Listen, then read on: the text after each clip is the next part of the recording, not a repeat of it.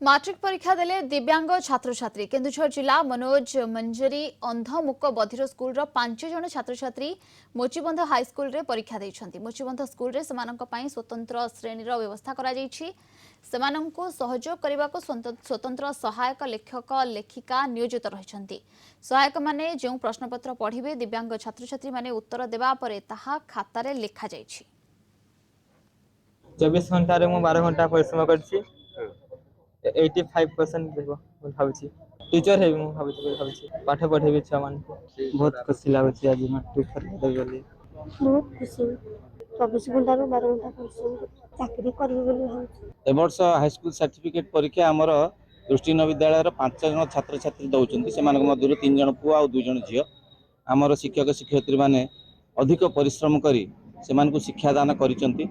वर्षा सारा पिला माने निजे मध्य अनेक परिश्रम करिसेंती।